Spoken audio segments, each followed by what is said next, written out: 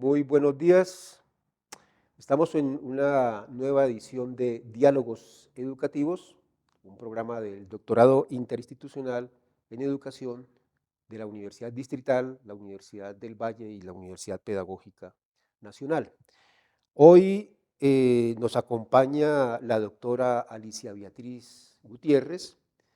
Es una profesora que ha trabajado durante todo su proyecto de investigación sociológica, sobre todo con un autor que es Pierre Bourdieu. Alicia es doctora en antropología, que es investigadora principal del CONICET de Argentina y directora del Instituto de Humanidades del CONICET en este país. Es profesora titular regular de Sociología en la Facultad de Filosofía y Humanidades de la Universidad Nacional de Córdoba y ha publicado muchísimos artículos y libros que reflejan su producción investigativa, igualmente la labor de difusión de la obra de Pierre Bourdieu y a su vez una de las traductoras o la traductora de buena parte de sus obras. Incluso está trabajando en unas nuevas ediciones sobre eso. Buenos días, mi estimada profesora Alicia. ¿Cómo se ha sentido en esta visita que está haciendo aquí a la Universidad Distrital? Bueno, buenos días, Homer. Buenos días a todos y a todas. La verdad que para mí siempre es un placer volver a esta universidad, a esta facultad, a este doctorado donde ya nos conocemos desde hace varios años. Muchas gracias, Beatriz. La doctora Beatriz, con varias de sus investigaciones, una de ellas es la que hoy ha estado presentando en los seminarios que ha organizado el doctorado en desarrollo de desarrollo de una línea de investigación o un énfasis también del doctorado. Y es el que se ha publicado con el título de la grieta a las brechas, pistas para estudiar las desigualdades en nuestras sociedades contemporáneas, que es una obra de la doctora Alicia Gutiérrez, del doctor Héctor Mantilla y de Gustavo Azusa. Bien, esta obra, que es un trabajo muy rico de una investigación que tomó más de un lustro en su desarrollo, del cual han salido también una amplia producción, trata sobre las desigualdades. Y uno de los elementos que trata de las desigualdades sociales es este que tiene que ver con el tema de la reproducción social. Teniendo en cuenta que el tema de la reproducción alude a la producción de nuevos individuos de una misma estructura social o de una misma especie, o sea, se produce algo nuevo de aquello de aquello que lo origina. Uno de los temas que en ese sentido trabaja esta investigación, eh, la doctora Alicia Gutiérrez, es el tema entonces de la reproducción social. ¿En qué consiste el estudio de la reproducción social o los estudios en general de la reproducción? Bueno, yo voy a hablar de lo que es la reproducción social desde la perspectiva de Pierre Bourdieu. De alguna manera, él mismo lo ha señalado en diversas oportunidades, se interesó por poner el foco en de qué modo se reproduce la sociedad, de qué modo se reproducen las relaciones sociales. Básicamente, em, uno podría decir desde la perspectiva de Pierre Bourdieu, la reproducción de la sociedad sería la reproducción de la vida social a través que es resultado de una especie de relación dialéctica entre estructuras y agentes dotados de diferente tipo de recursos que se ponen en juego, que al reproducirse a partir de la unidad de la reproducción o sujeto de reproducción que es la familia, por supuesto que la familia entendida como unidad doméstica, ¿no? A partir de la reproducción de la familia, se reproducen las clases y fracciones de clases simultáneamente en el mismo espacio social. Y al hacerlo simultáneamente, se reproducen las relaciones de desigualdad. Hablando de sociedades como las nuestras, que básicamente son sociedades desiguales. Para decirlo rápidamente, que hay en juego un conjunto de capitales, no solo el capital económico, hay otros recursos que también constituyen fuentes de poder, los recursos culturales, el capital cultural, entre los cuales está el capital escolar, pero también las relaciones sociales como capital social, como capital simbólico. Entonces, estos capitales en juego, históricamente se ha demostrado que ciertos grupos tienen mayores posibilidades de apropiación que otros. Y uno podría decir, grosso modo, el modo como uno acumula y pone en juego esos recursos depende del modo como acumulan y ponen en juego esos recursos las otras clases. Sí quiero aclarar que desde la perspectiva de Pierre Bourdieu, reproducción no significa necesariamente producir lo mismo, ¿sí? También hay lugar para analizar el cambio. En términos analíticos, el cambio es posible, lo que no quiere decir es que sea fácil, ¿sí? Porque seguramente las clases y los grupos de agentes más poderosos son los que tienen mayores posibilidades de conservar esos recursos que le generan sus fuentes de poder.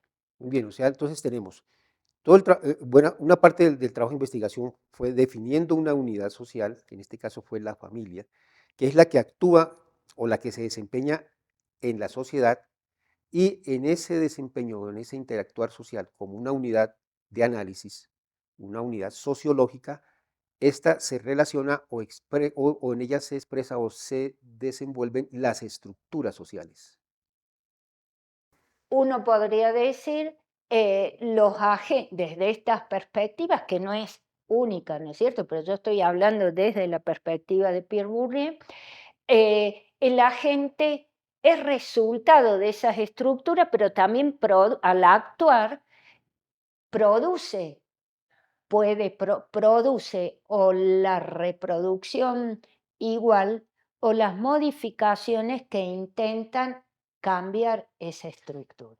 Hay un proceso de producción de esa estructura, pero esa producción de estructura no necesariamente es igual al origen de esa producción. Estamos claro, pueden haber cambios. ¿Y esos cambios de qué van a depender? O sea, pueden depender, por ejemplo, de las luchas sociales entre sectores sociales o de la dinámica o de la lucha también por la apropiación de recursos por parte de sectores sociales en los cuales se desenvuelven las familias. Eh, Desde esta perspectiva teórica es algo que uno no puede definir a priori. En todo caso, uno puede decir, haciendo este estudio, hemos demostrado que hay ciertas modificaciones respecto a, por ejemplo, el acceso a la educación superior de ciertos sectores sociales, pero a priori no lo podemos definir.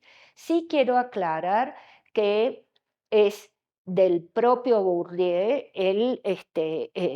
digamos, esta premisa que el sujeto de la reproducción social es la familia como sujeto colectivo. Pero esto no nos debe hacer caer, digamos, en la falsedad de creer que la familia va como bloque a todas partes. Es muy interesante para este tipo de análisis tener en cuenta aquello que planteaba Pierre Bourdieu de que la familia se puede pensar o se debe pensar en términos analíticos simultáneamente como cuerpo y como campo. Es decir, para poder reproducirse socialmente, la familia tiene que funcionar como cuerpo. Esto es, cada uno de los miembros que componen la familia tiene que poner algo de su parte. Unos trabajan, otros se encargan de cuidar a los niños, unos sostienen la escuela, etcétera. Y dice Bourdieu, las familias tienden a mantenerse como cuerpo a costa de un arduo trabajo simbólico acerca del valor de la unidad. Lo importante es que permanezcamos juntos, a pesar de todas las dificultades estamos juntos. Eso es trabajar simbólicamente por la unidad. Pero no hay que olvidar que la familia está dotada de agentes está compuesta de agentes, perdón, dotados de diferentes volúmenes de capital económico, cultural, etcétera. Con lo cual se generan tensiones o se pueden generar tensiones y conflictos en el interior de la familia. Y esas tensiones, conflictos pueden tener que ver con relaciones de género, evidentemente, pero también con relaciones intergeneracionales, si los miembros comparten el mismo espacio. Este enfoque también nos permite entender entonces que el análisis de todo este proceso de reproducción no es un asunto netamente mecánico, sino que también esta forma y esta metodología, muy orientada, inspirada en las metodologías de Pierre Bourdieu, nos permite también conocer el sentido y la razón del cambio y de los cambios sociales. Y en ese sentido, entonces, la investigación que realizaste con tu grupo sobre la desigualdad social en Córdoba, Argentina, ¿qué encontró acerca de la situación de la desigualdad que está presente allí, que es también muy propia de Latinoamérica, con mayor y mayor, con unos mayores o menores profundidades o alcances, pero que en el estudio concreto de Córdoba nos permite también tener una aproximación metodológica y teórica para entender y comprender el tema de la desigualdad social en conjunto de Latinoamérica. Pero ¿qué fueron encontrando entonces específicamente sobre el tema de la desigualdad social y su reproducción en Córdoba? Bueno, primero quiero aclarar que nosotros asumimos em, eh, que la desigualdad social desde esta perspectiva es fundamentalmente una desigualdad de clase. Para lo cual, el segundo paso fue definir, bueno, ¿qué consideramos una clase? Y contra las perspectivas más que tienen mayor vigencia, digamos, en los estudios en Latinoamérica y en Argentina, o sea, en Latinoamérica en general y en Argentina en particular, que son de corte neobeberiano o neomarxista, nosotros asumimos el concepto de clase como resultado de una construcción teórica de un espacio social determinado de Pierre Bourdieu. Esto significa apelar a una serie de métodos específicos que permiten dar cuenta de este tipo de análisis. Concretamente me refiero básicamente a dos cuestiones. Uno, utilizar un método de análisis que me permita realmente eh, leer lo que sería la desigualdad objetiva, es decir, por qué tipo de variables y de indicadores y de estructuras pasan las relaciones de poder en el espacio social que hemos considerado. Concretamente me refiero al método que utilizaba Pierre Bourdieu y su gente, que es el análisis de correspondencias múltiples. Y la segunda cuestión, que tiene por supuesto sus precisiones, la segunda cuestión que quiero rescatar es que interesa, por supuesto, esta desigualdad de las estructuras, estas estructuras de distribuciones de recursos económicos y culturales, pero también sociales y simbólicos, es un aspecto fundamental que es necesario mostrar, descubrir, hacer conocer y que nos permite de alguna manera explicar a grandes rasgos las relaciones de desigualdad. Pero este tipo de análisis tiene que complementarse necesariamente con, con cómo se vive la desigualdad. ¿Qué le pasa a esa gente que está allá adentro en esas condiciones, en esas relaciones de poder? ¿Cómo siente, cómo define, cómo percibe su situación? ¿Qué tipo de acciones genera, incluso para resistir a ciertas imposiciones, etcétera? Bueno, nosotros mostramos, sería muy difícil hacer muchas precisiones en poquito tiempo. Nosotros mostramos de alguna manera la evolución de ciertos procesos en Argentina desde el año 2003, con el inicio que acompaña, digamos, el inicio de una nueva de una serie de medidas políticas y económicas asociadas a la presencia del gobierno de Néstor Kirchner, sus dos primeros gobiernos y después de Cristina Fernández, del 2003 al 2019. ¿Por qué esos años? Bueno, porque el 2003, porque nosotros en el 2003 estábamos saliendo de una tremenda crisis social, política y económica, la famosa crisis del 2001, a lo que nos llevó la imposición, permítanme la palabra, del neoliberalismo más salvaje y a un estado de pobreza tremenda de nuestro país.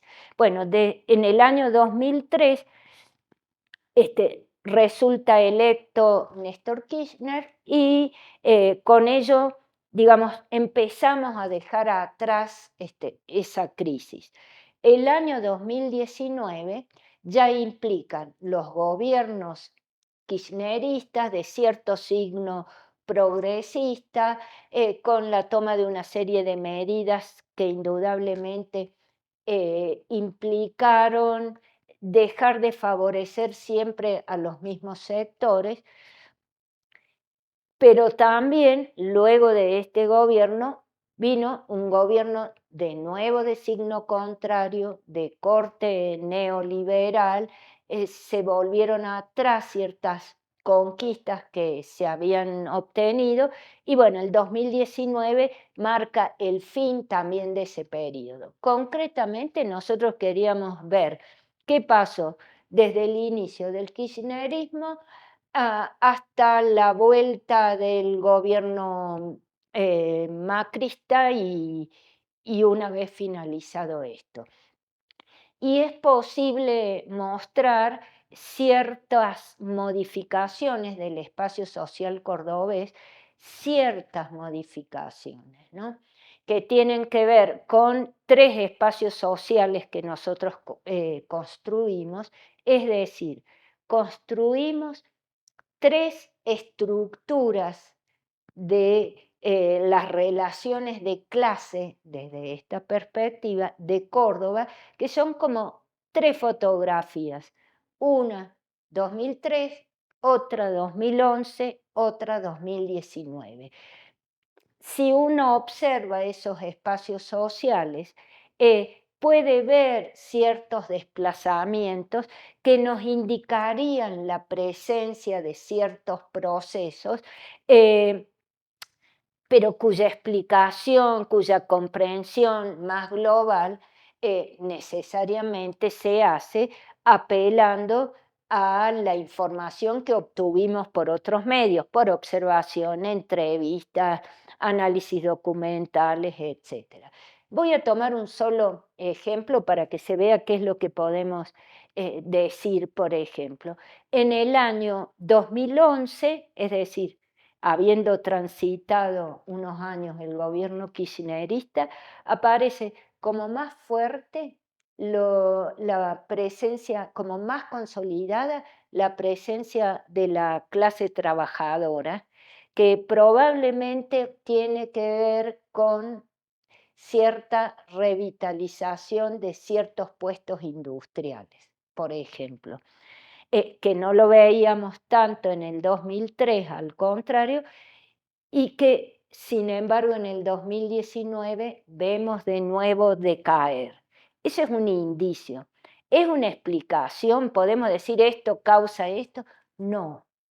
Eso es parte, hay que ver cómo lo complementamos. Siempre recuerdo un, un libro de Denis Baranger que se llama Epistemología y metodología en la obra de Bourdieu, cuando él habla Baranger del análisis de correspondencias múltiples. Eh, dice Baranger que para Bourdieu no era un método de explicación para buscar causalidad, sino para pensar. Uno ve, mira cómo están las estructuras acá, cómo están acá, te permite precisar ciertas hipótesis. Bueno, después hay que corroborar por otros medios, apelando, por ejemplo, a las estadísticas oficiales, etcétera, pero a otro tipo de análisis y no es. Bien, eso entonces nos va llevando a, en el trabajo que ustedes realizaron, en este tema de la desigualdad social, a cómo se presenta en la reproducción social, en este caso de la desigualdad, el factor de la escuela, de la educación entre las estructuras y entre las familias eh, que fueron analizadas en su investigación. Bueno, primero quiero mencionar que el análisis de el lugar de la escuela en la reproducción social es un aspecto fundamental desde la perspectiva de Pierre Bourdieu. Y que por supuesto, de ahí viene, bueno, no sé qué está primero, ¿no es cierto? Pero asociado a esto viene esa insistencia del autor por decir no es el capital económico, no es el único principio de definición de las clases y por lo tanto no es el único principio de definición de las desigualdades. También el capital cultural aparece como una fuente de poder, como un recurso que también genera desigualdades. De hecho, Pierre Bourdieu ha analizado en diversas oportunidades el lugar de la escuela en la reproducción, empezando por una en la reproducción social, concretamente de Francia, que era el espacio que él estudiaba.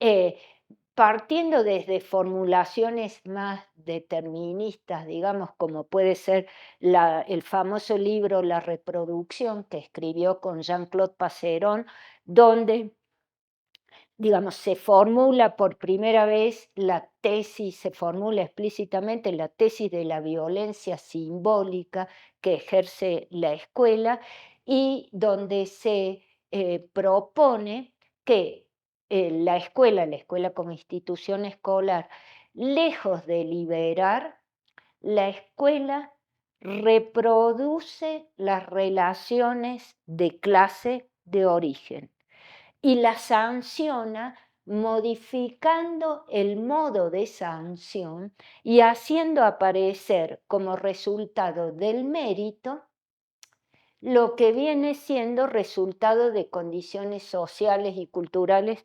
diferentes. De esa formulación más, digamos, sí, más rígida, más determinista, Incluso ahí aparece la noción de hábitus, como aquel sistema de disposiciones a actuar, a pensar, a percibir de una manera también más, eh, más determinista, casi hasta quitándole toda capacidad inventiva a la gente social.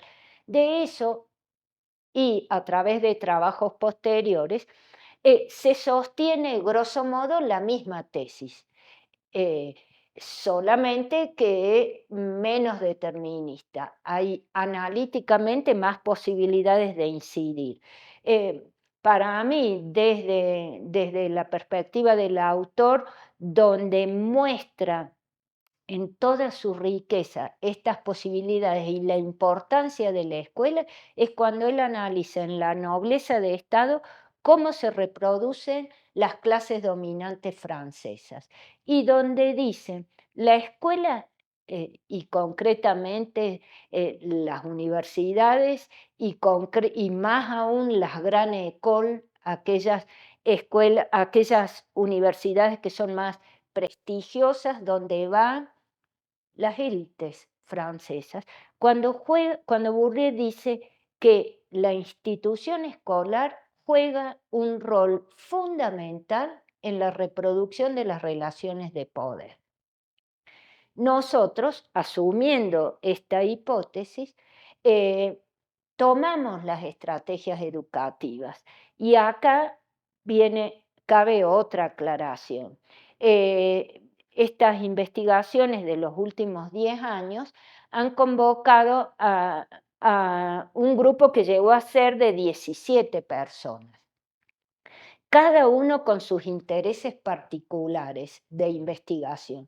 Digamos, nosotros producíamos un conjunto de insumos colectivos que todos podíamos usar sobre la desigualdad, la construcción de los espacios, el análisis de las condiciones objetivas, el mercado escolar, etcétera, pero después cada uno hacía un uso particular de esos insumos colectivos. Y entonces hay investigadores en ese marco que se dedicaron más especialmente a la investigación en educación.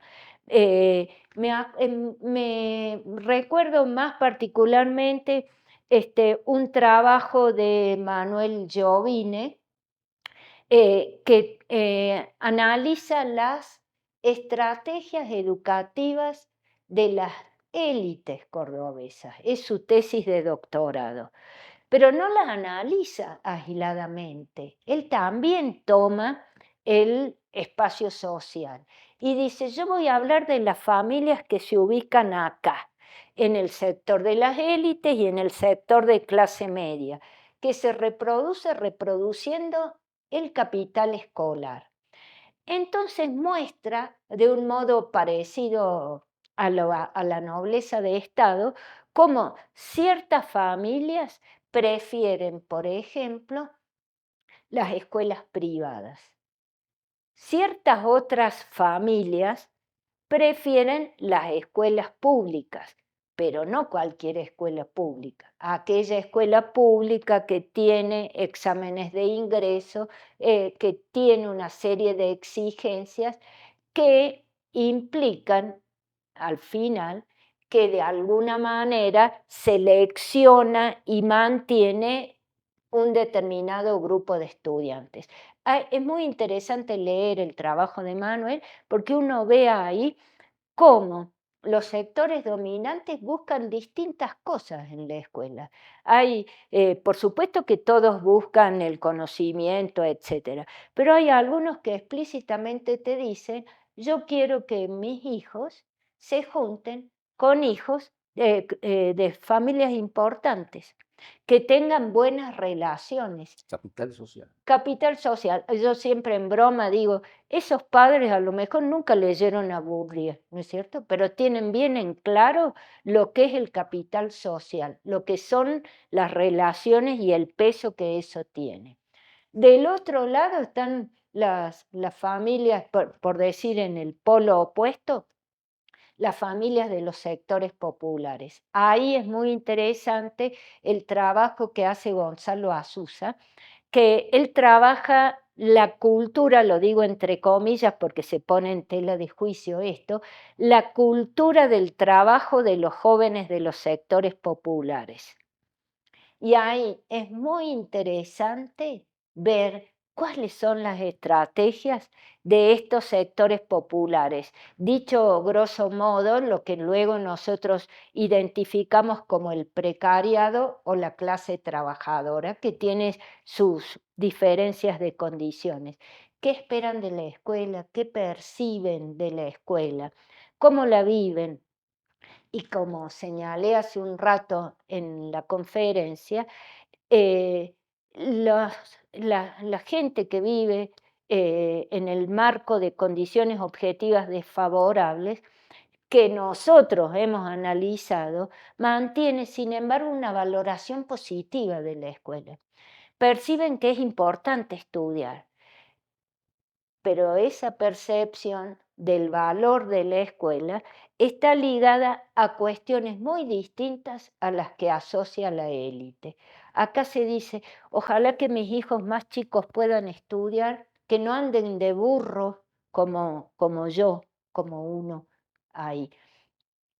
También, ¿qué tipo de cosas se privilegian para estudiar? Está claro, Gonzalo ha mostrado también la importancia de, este, eh, digamos, cierto valor que se asigna a la adquisición de capacidades técnicas, que permiten más rápidamente una capacitación para el ingreso del mercado laboral, etcétera.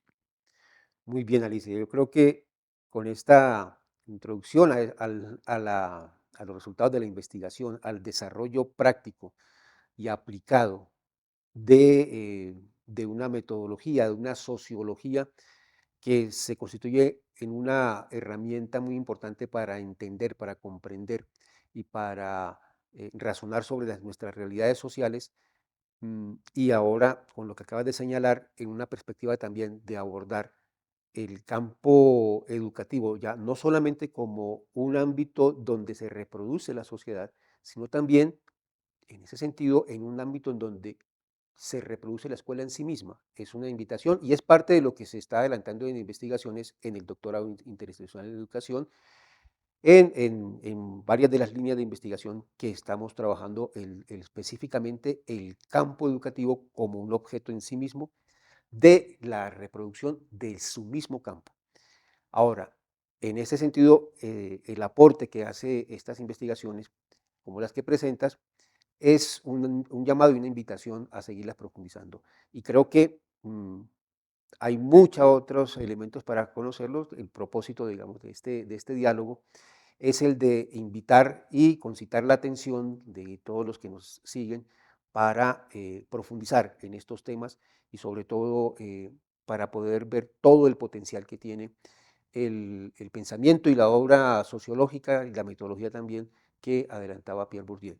Muchas gracias, mi estimada Alicia.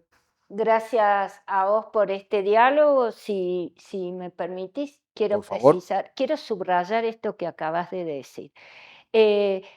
Acerca de la riqueza de la perspectiva burguesiana. Como vos decís, otra manera de encarar la importancia de la educación es analizando en distintas construcciones de campo y subcampo del específico mundo de la educación. Vos mismo has hecho un trabajo sobre el origen y la constitución del campo Universitario. universitario de Colombia. Yo vengo de evaluar un trabajo de tesis sobre la constitución del campo de la educación infantil en Colombia. ¿Y eso para qué? Eso para descubrir el interior de las instituciones por las que transitamos, para poder percibir por qué hay distintas tomas de posición política entre quienes integramos este mundo universitario. ¿Por dónde pasan las disputas entre nosotros? ¿Cuáles son las cuestiones que están en juego? Muy bien. De nuevo, muchas gracias, Alicia. Muchas gracias a todos los que nos han seguido en este diálogo que realiza el doctorado interinstitucional en educación de la Universidad Distrital. Muchas gracias.